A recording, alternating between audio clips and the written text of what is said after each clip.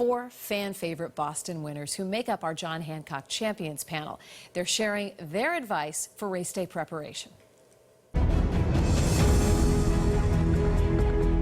What are some of the routines and/or mantras that you had for race day? Because the runners who are doing this virtually don't have the benefit of that crowd energy. The runners around them, for the most part, and certainly, you know, the 500,000 people who line the streets on your way into Boston. So, you know, if you wouldn't mind, all of you, starting with you, Meb, share some of the routines and mantras and mindset tools that you would use on race day. You know, Lisa, when you set goals, the hardest part for all of us is getting out the door. And with the pandemic going on, a lot of people have been craving to go outside. They can't be cooped up around the house. So whether it's the need for vitamin D or oxygen, you know, you see more people going out and exercise, which is very encouraging. And I think it's important to do the routine that works for you. For me, I always do the stretching before and after a run. Go for a run, be diligent about your nutrition. It's always easy when you have goals and plans to have races to kind of be in a strict routine, but you lose that when you don't have it. So I think it's just good enough to be able to just say, hey, I'm working onto this. You know, whether you start a new one or this is your first week or your 4th week, your 5th week, set goals bi-weekly and into that segment. So that way you have something to look forward to. Oh, I'm going to do my long run, or I got to do my tempo, which is race pace or faster. So you'll be able to do those things. You have something that are crucial or important to help you with your fitness. And you know, you have to do the social distance, but luckily for us as outdoor people, you get encouraged. You might not have the crowd, but you're like, oh, I don't feel like going out today. But then you end up going and you see people, they give you thumbs up or you give them thumbs up. It is contagious. It inspires us. Like, I'm glad I came out and did this run or this walk or whatever it might be doing, cross training. So I think it is important to realize it's difficult to get out of the house, but once you go out, no, it doesn't matter how big the crowd is. You're going to see miles of people running. It might be scattered around, not all together, but you will get inspired and you will indirectly inspire them. Yeah, you tap into that energy no matter where you are. Tatyana, for you, what were some of your race day routines or mantras?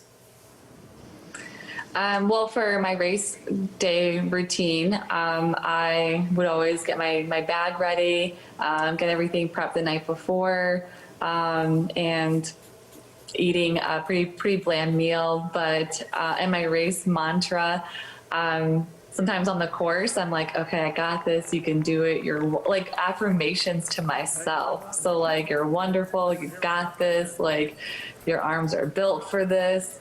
And well, now, you know, with the pandemic, it's been difficult, but so what I do now is I meal prep throughout the week. So I kind of write down, okay, before I'm going to go training, I'm going to have oatmeal. And when I come back, I'm going to make this really fun smoothie. And for dinner, you know, I want to try something, you know, maybe new and easy.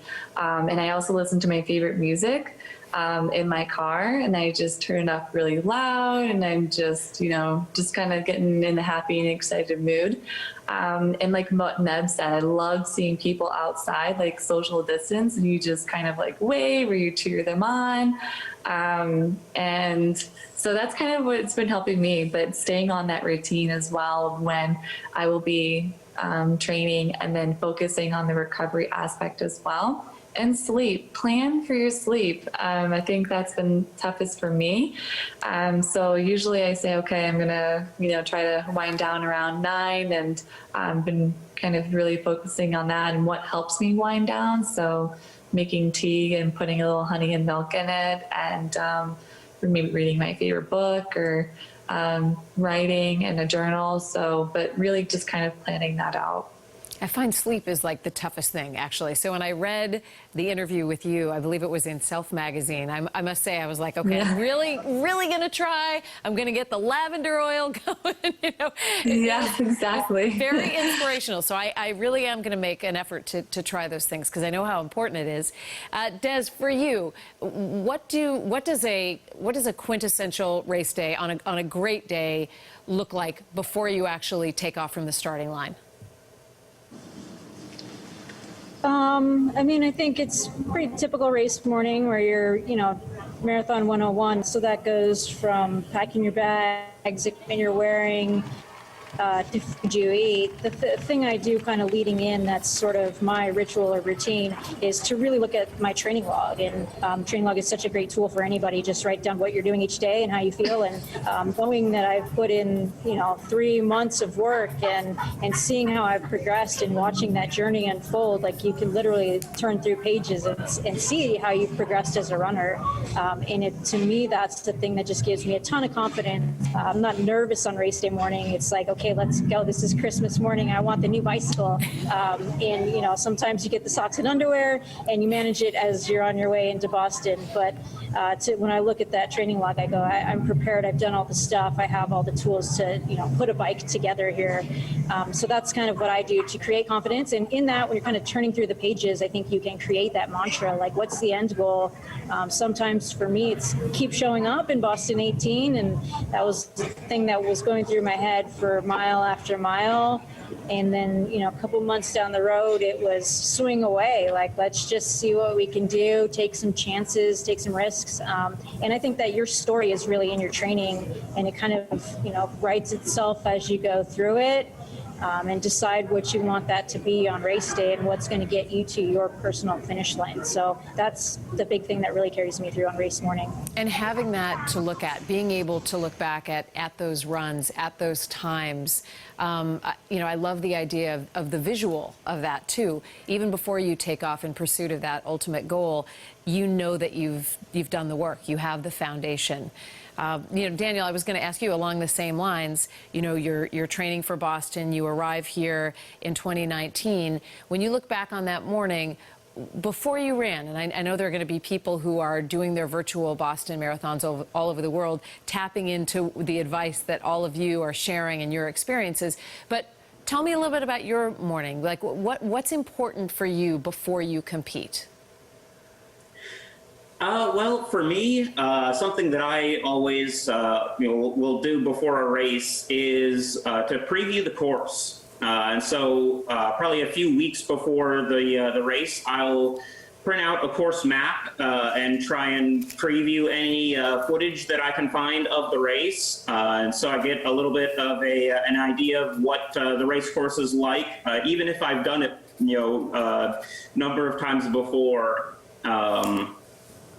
And then as soon as I get in, that's one of the things that I do is to actually drive the course if possible, and just to help plan out my race. And so that's something that really kind of for me is once I start to preview the course, I know race day is coming up. But yeah, as far as doing things virtually, I really plan to have fun with it. I think Boston is a race that everyone looks forward to and enjoys. And so I'm trying to come up with some ideas on how to have some fun with a bunch of cornfields and some things like that. Well, and he set the scene just perfectly. Daniel is giving us a glimpse at the big change of scenery for him this Boston Marathon by posting these photos of his course in central Illinois.